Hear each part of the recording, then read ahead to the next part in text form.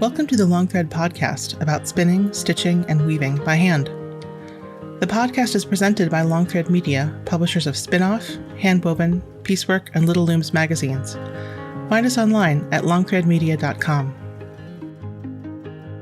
This episode is sponsored by Trainway Silks. You'll find the largest variety of silk spinning fibers, silk yarn, and silk threads and ribbons at trainwaysilks.com. Choose from a rainbow of hand-dyed colors. Love natural? Their array of wild silk and silk blends provide choices beyond white. Trainway Silks, where superior quality and customer service are guaranteed. I'm your host, Long Thread Media co-founder Ann Marrow. So Linda, I think that this year is the 45th anniversary of Spin-Off, which means that it's been more than 45 years since you started a craft publication on your kitchen table. Can you tell me about that? Well, do you want to talk about Spin-Off or do you want to talk about the original Interweave magazine? Let's talk about the original Interweave magazine. Oh, well, that was a primitive sort of effort because that's how things were back then. I mean, this was before it was before personal computers. I mean, it was technically it was X-Acto knives and hot wax and so forth, and I got my first mailing list together because Bill and Louise Green at Green Tree Ranch here in Loveland gave me a grocery bag full of their sales receipts that had people's addresses on them. Holy mackerel, you couldn't do that. They could not do that today. No, but they were very sweet and very encouraging. And so I typed those up on, 3x5 cards in the night while I was nursing my baby. And that's, typed them up on it was an electric typewriter. It was a big deal. Wow. Yeah. And, so, things were just simple in a way, but very handmade in a way. And it's not how you would do things today. There are so many more tools and so many more processes.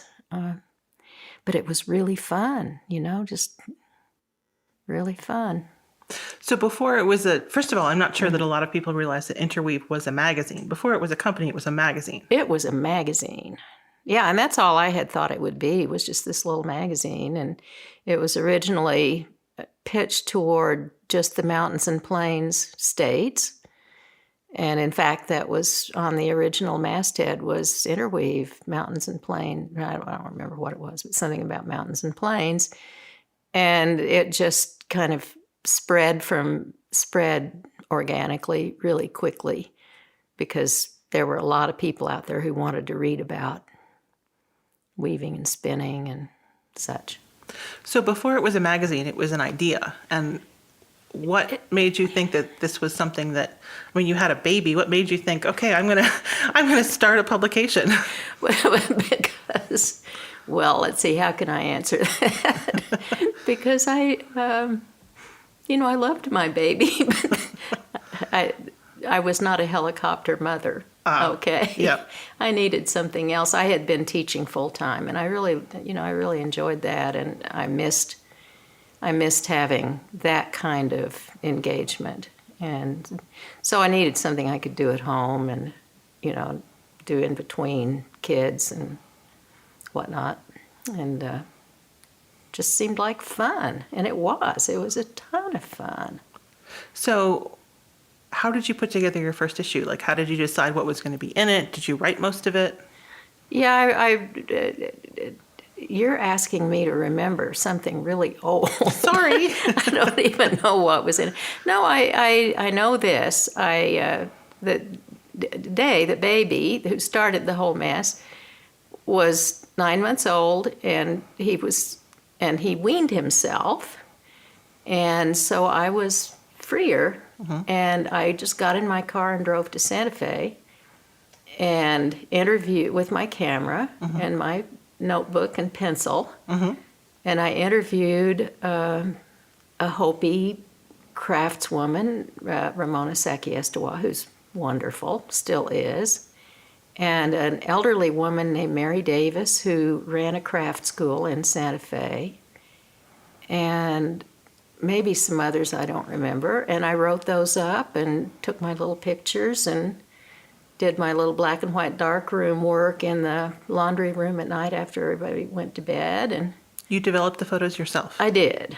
It just seemed like the thing to do. I don't know. I mean, I loved doing that stuff.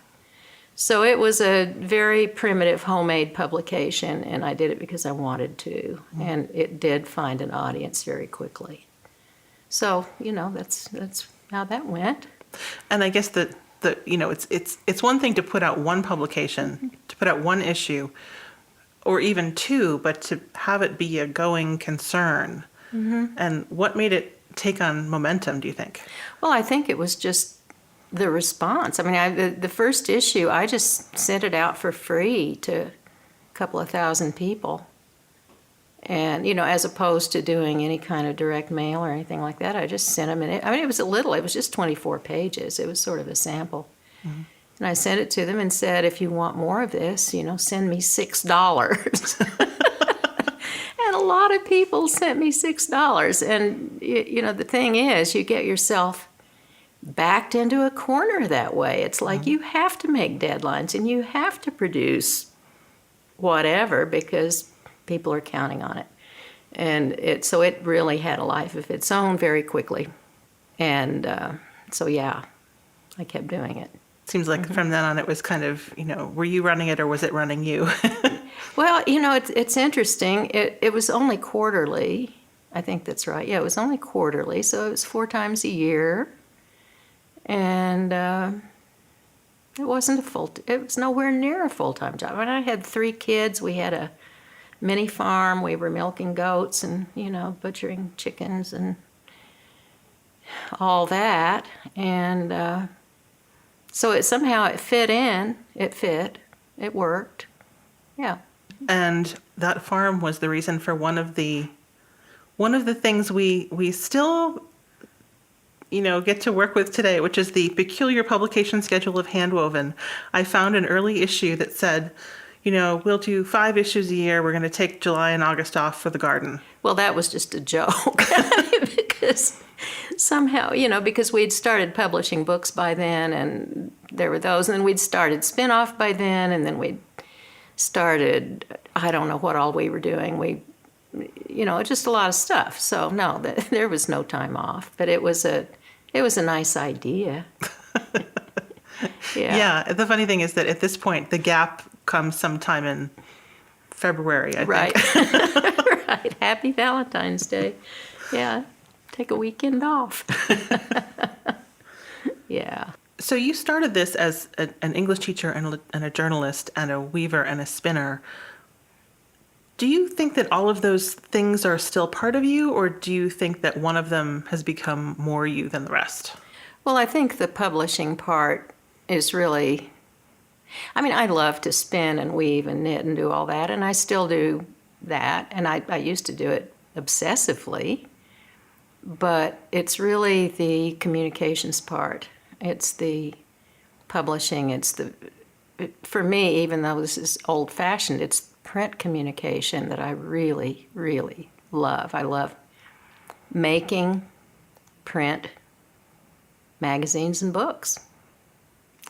And I think about it all the time. I read like an idiot. I read voraciously and not just in the crafts, but all over the place. And it just is what fills my brain. When I talked to Marcia Young in season 5, we talked about how paper is a textile, and as part of your work in the Long Thread book that we did a couple years ago, there was a whole series of stories about people who were making books out of paper in different ways. It's true, and yet, I feel that guilt of cutting down trees to make this thing, and it does, kind of drives your need to do your best. If you're gonna sacrifice trees, it better be good. So that's the push and pull of it. I do love it. But if we'd quit cutting down old forests for it, that would feel better, which I guess is happening. Yes, I think that there is such a variety of where these things come from, and now they're churning through them so fast. Yeah. Yeah. And we can't print things on wool. Oh, yes, we can. We can, do we? I have to tell you, the very first spin-off Autumn Retreat, which was in 1983, 1984, one of those years, I had this bright idea that we would make name tags for all of our attendees.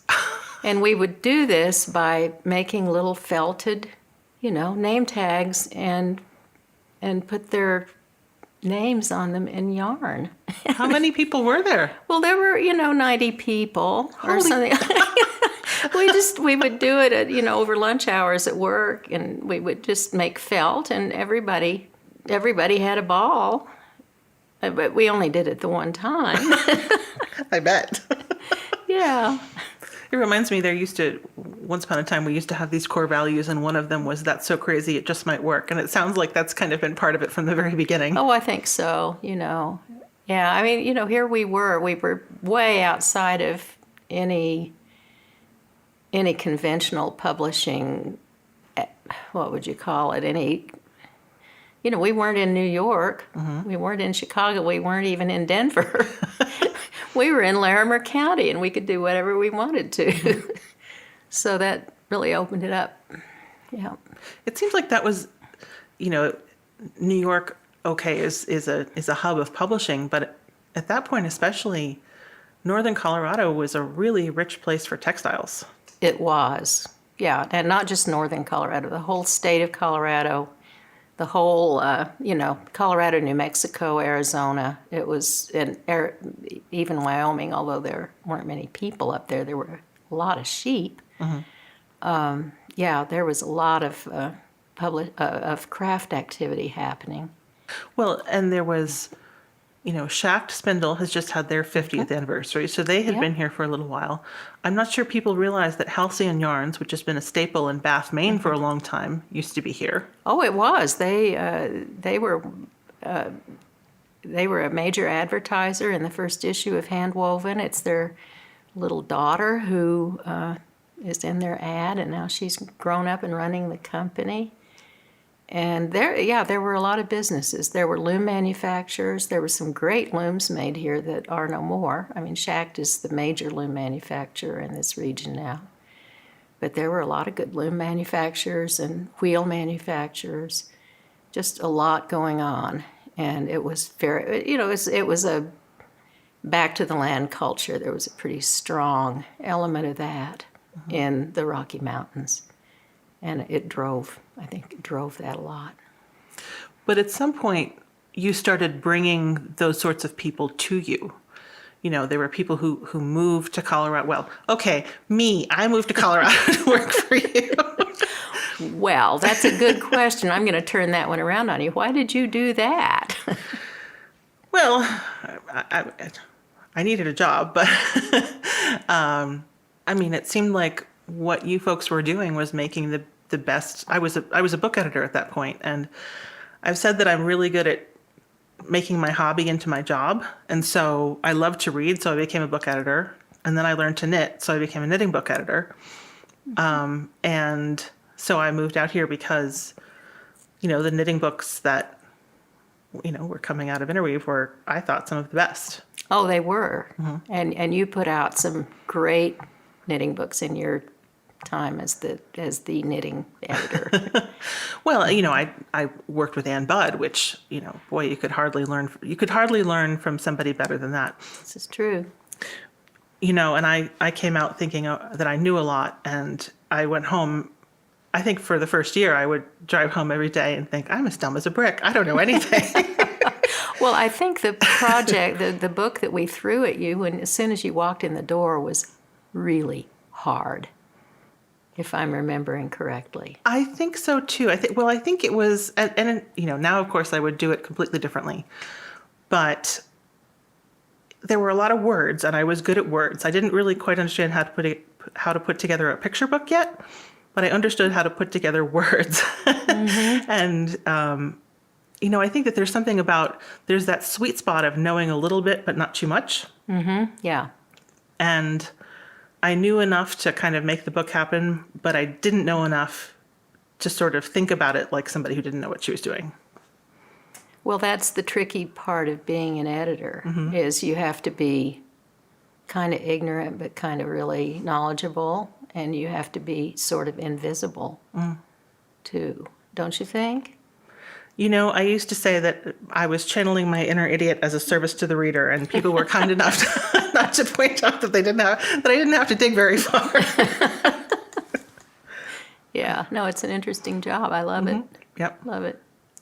Along the line, I learned to spin, and then I turned that hobby into my job too for You spin-off. did. And I think for me, it became what I do now is I knit, but what I am is a spinner. And I get the impression that you are a weaver. Not anymore. Really? No, true, and that's kind of interesting, because I was a maniac weaver early on. Before I ever started Interweave, I would be up at 4 or 5 o'clock in the morning before the kids were up, just banging away on my loom. I just couldn't do enough of that, and I was never a great weaver. I was, barely a good weaver. And I mainly just wanted to make cloth. I was not, I thought structure was interesting, but, I was perfectly happy making twills. And I think my eyes started going. That's a big piece of it. Can't really dress my loom anymore easily. But you still think about things like a weaver. And I think when you... sometimes I feel like that's kind of where your heart pulls you a little bit. Could be. Don't know. I'll have to think about that. Yeah. I have, my loom takes up a whole lot of room in my little office, and I'm not weaving on it. I haven't had a warp on it in ages, and I often think, well, why do I still have this loom? And then I just go hug it. I guess I do love weaving. One of my, I'm going to say air quotes favorite stories, but one of the stories that really sticks with me is that one time Joe Coca, who collaborated with you for many, many years on a whole bunch of different projects, was over at your house and happened to just move the beater forward and... Oh, he just knocked all the threads out of the heddles. I could have killed him. Yeah. And if you're not eager to dress your loom, you can tie on another warp and keep it going. Oh, and boy, I did. He blew that out of the water. He did. No, that's what I was doing at that point was tying on new warps, and he just wrecked it. Oh dear, but I'm sure you forgave him because you worked with him for so many things. Oh, many things. Yeah. So you mentioned that for your first issue, you went down and interviewed Ramona Sakiestua, but that's something that it wasn't just a one-time thing. You've been interested in indigenous textiles all along. Well, I'm interested in people who do this, who do these traditional crafts. I'm really as interested in the people as in the things. So it's kind of taken you everywhere. I know that you've done a lot of work in Peru.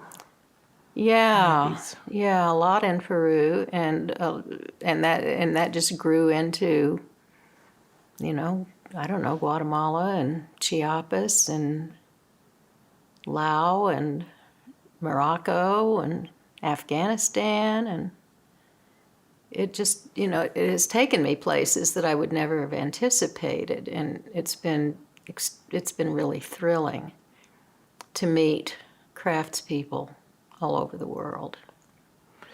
Because after you stopped running Interweave, the company, you didn't stop being a publisher. You started Thrums Books. Right, I did. I started Thrums Books, and it was, it was kind of self-indulgent, really, because I just wanted to go places and meet people. But it turned out that the books I was able to produce were of interest to people, enough that I could keep doing it. Are the Andes in the area around Cusco where you've done the most book publishing like that? Oh, yeah. Yeah, I've done, Yeah, I've done 3 or 4 books working with Nilda Kalinyapa at the Center for Traditional Textiles of Cusco. A couple of them were just pro bono things that were never really circulated in this country. But we did 3 significant books together.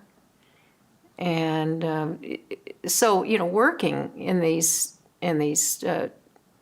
with these foreign cultures, I mean, what I've always felt I needed was somebody who comes out of the culture, but who has enough language skills to make up for my dreadful lack of language skills. And Nilda, she's been a perfect partner. And I didn't want to go in as an observer. I wanted to go in as a publisher working to elicit the material from an indigenous author. Mm-hmm. And Joe went with you on so many of those trips. Yeah, most of them. The only one he didn't go on was to Afghanistan, because there is no way they would have let a man photographer into, he would have to have worn a burqa and faked it. to work with a bunch of women who were making a right, yeah, right, yeah, but he's been, I think he shot all of the. Well, no, he didn't shoot all of the Thrums books, but he did most of them. Mm-hmm. You took him on a lot of adventures. I did, yeah, and I was grateful because I couldn't have done some of that without him. Mm-hmm. I mean, it was a really good partnership. Mm-hmm. Yeah. He took all of the photos for Handwoven, Spinoff, so many of those publications for years. And I mean, I spent tons of time in his studio when he was here. But it felt like his work really came alive in those, finding elders in the Andean highlands, or, at festivals in southwestern China. Well, yeah, and that's because, number one, Joe is a lovely people person. He just relates easily and gracefully with all kinds of people. And the other was, nobody was bossing him. I wasn't, I would suggest what I wanted, but he was really, in the studio doing work for Handwoven, he was micromanaged. The editors were micromanaging him, and he did a great job for us. But you turn him loose and you see magic. Well, that is one of the things that's different about a book versus a magazine, is that I think with a magazine there's a certain, you don't want things to look the same, but a certain level of consistency. Mm-hmm. And with a book, it's kind of a new thing every time. Right. Yeah, that's true. And with the magazine, especially with our magazines, which have such a strong how-to component, you have to be really clear about what's happening. Okay, I'm going to put you on the spot. Which one do you like better? Which do I like better? Yeah. Who?